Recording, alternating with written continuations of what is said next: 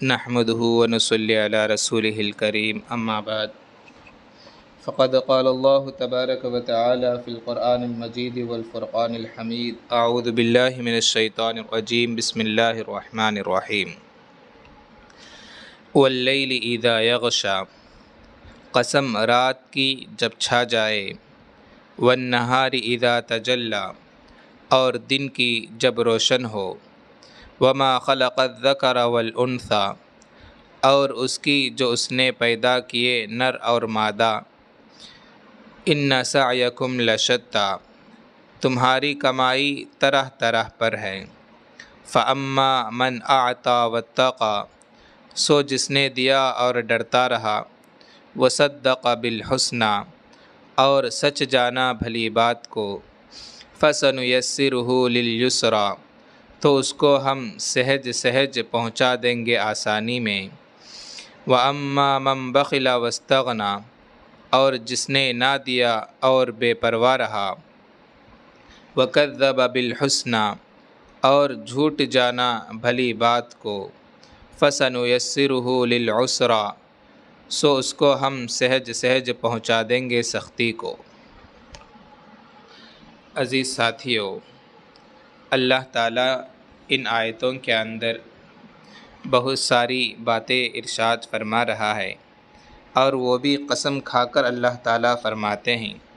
پہلی آیت کے اندر اللہ تعالیٰ فرماتے ہیں واللیل اذا یغشا، قسم ہے رات کی جب دن کو ڈھانپ لیتی ہے، والنہار اذا تجلی، اور قسم ہے دن کی جو رات کی تاریکی دور ہونے سے یا سورج کے نکلنے سے نمودار ہوتا ہے، وما خلق الذکر والانثی، اور جس نے پیدا کیا نر اور مادہ یعنی مرد اور عورتیں، ہر چیز کے اندر اللہ تعالیٰ نے تمام مخلوق کے اندر دونوں چیزیں پیدا کی ہے، مرد اور عورت، ان دونوں کی طرف اللہ تعالیٰ اشارہ کر کر، اور آدم علیہ السلام اور حوا علیہ السلام بھی مراد ہو سکتے ہیں، انہی کے ذریعے پوری دنیا وجود میں آئی۔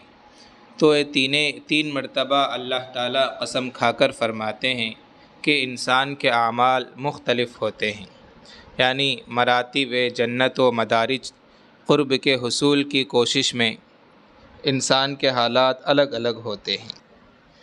کوئی انسان صبح جب اٹھتا ہے تو اپنے لیے جنت کے درجات بلند کرنے کے پیچھے لگ جاتا ہے، اور کوئی انسان جب اٹھتا ہے تو اپنے برے اعمال کو بڑھانے کے پیچھے لگ جاتا ہے۔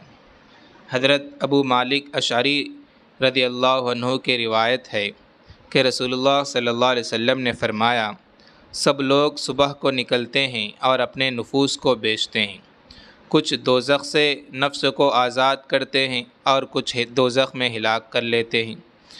تو اسی طرح انسان کی کمائی بھی الگ الگ ہوتی ہے، اس کی تفصیل اللہ تعالیٰ آگے ارشاد فرماتے ہیں، فَأَمَّا مَنْ أَعْطَى وَاتَّقَى، یعنی جس نے راہ خدا میں مال دیا، اپنا ہر فرض ادا کیا، واتقى، اور اللہ کے عذاب سے بچ گیا۔ ایک معنی ہے اللہ کے عذاب میں مبتلا کر دینے والے گناہوں سے اس نے اپنے آپ کو بچا لیا۔ تو حدیث میں آیا ہے کہ دوزخ سے بچو اگرچہ چھوارے کا نصف حصہ دے کر ہو، یعنی جتنا بھی ہو سکے اللہ کے راستے میں آخر چھوارا یعنی کھجور کا ایک ٹکڑا بھی دے کر ہو سکے تو اپنے آپ کو جہنم سے بچانے کی کوشش کرنی چاہیے۔ وصدق بالحسنی، دوسری آیت اللہ تعالیٰ فرماتے ہیں سچ کی وصدق بالحسنی، حسنہ کے دو تین تفسیر ہیں۔ بعض مفسرین فرماتے ہیں جنت ہے، یعنی اس نے اللہ کے راستے میں دیا اور ڈرا، یعنی دکھلاوا نہیں کیا، اور جنت اللہ تعالیٰ اس کے بدلے جو جنت دینے کا وعدہ کیا ہے اس کو یقین کیا۔ ایک تفسیر تو یہ ہے۔ دوسری تفسیر یہ ہے، بعض حضرات فرماتے ہیں اللہ سے ڈرا، ہر شعبے میں اپنی زندگی گزاری، ہر شعبے میں اپنی زندگی کو اللہ کو راضی کرنے کے مطابق گزاری، اور تیسری تفسیر فرماتے ہیں بالحسنہ سے مراد لا الہ الا اللہ ہے، یا خدا کی نعمتوں کی تصدیق کرنا ہے، یا اللہ تعالیٰ نے جو فرائض ہم پر عائد کیے ہیں، نماز، روزہ، زکوٰۃ، حج وغیرہ، ان کی تصدیق کرنا ہے۔ تو مومن کی نشانیاں 3 بتائی ہے اللہ تعالیٰ نے۔ ایک عطا یعنی اللہ کے راستے میں خرچ کیا، دوسرا واتقا اللہ سے ڈرا یعنی اللہ سے ڈر کر اپنی زندگی گزاری، وصدق بالحسنہ، حسنہ سے مراد لا الہ الا اللہ کی تصدیق کی، یا جنت کو مان کر اپنی جنت کو حاصل کرنے کی کوشش کی، یا اللہ تعالیٰ نے جو نماز، روزہ، زکوٰۃ، حج ہم پر فرض کیے ہیں اس کو ادا کیا، یا خدا کی نعمتیں یعنی مجھ پر اللہ کی نعمتیں ہیں، ان باتوں کو اس نے مانا۔ اس طرح اس نے نعمتوں کی شکر گزاری کی، شکر بجا لایا۔ تو یہ مومن کی 3 صفتیں ہوئی۔ اس کے بعد تو ایسا اگر مومن اپنی زندگی گزارتا ہے تو اللہ تعالیٰ اس کے لیے کیا دیتے ہیں؟ تو اس کو اگلے آیت میں اللہ تعالیٰ فرماتے ہیں فَسَنُيَسِّرُهُ لِلْيُسْرَى، تو ہم اس کے لیے سہولت کر دیں گے، اس کی توفیق دے دیں گے۔ یعنی اگر حسنہ سے مراد ہم لا الہ الا اللہ کہیں گے تو وہ مسلمان ہونا اور اس پر دین پر اپنی زندگی گزارنا، اللہ تعالیٰ اس کا راستہ اس کے لیے آسان کریں گے۔ اگر حسنہ سے مراد جنت ہم مانا لیں گے تو اس وقت اللہ تعالیٰ اس کے لیے جنت کا راستہ آسان کریں گے۔ اگر حسنہ سے مراد اگر ہم نماز، روزہ وغیرہ لیں گے تو اس وقت اللہ تعالیٰ اس کو نیک اعمال کرنے کی توفیق دیں گے، اس کو ان نمازوں کو، روزوں کو ادا کرنے اس کے لیے آسان ہو جائے گا، اور وہ راستہ اللہ تعالیٰ اس کے لیے آسان کرتے ہیں۔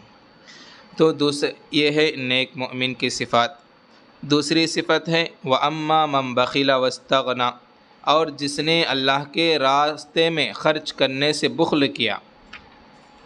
اللہ کے نبی صلی اللہ علیہ وسلم فرماتے ہیں بخیل وہ شخص ہے جس کے پاس میرا ذکر کیا جائے اور مجھ پر درود تک نہ پڑھے، تو یہ بخیل ہے۔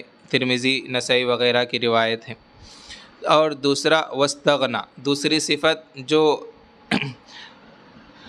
اللہ کا نافرمان ہے اس کی دوسری صفت ہے کہ وہ دنیاوی خواہشات میں مشغول ہوتا ہے، اللہ سے بے پرواہ ہو جاتا ہے، آخرت کے ثواب دینے پر قدرت رکھنے والے خدا سے لاپرواہ ہو جاتا ہے۔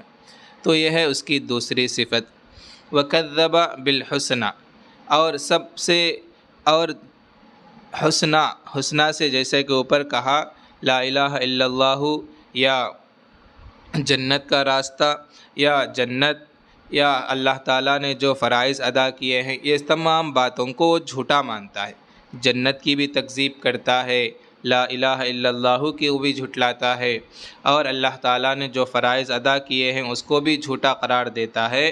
تو اس کے لیے اللہ تعالیٰ فَسَنُيَسِّرُهُ لِلْعُسْرَى، ہم اس کو اللہ تعالیٰ فرماتے ہیں ہم اس کے لیے دشوار راستہ آسان کر دیتے ہیں۔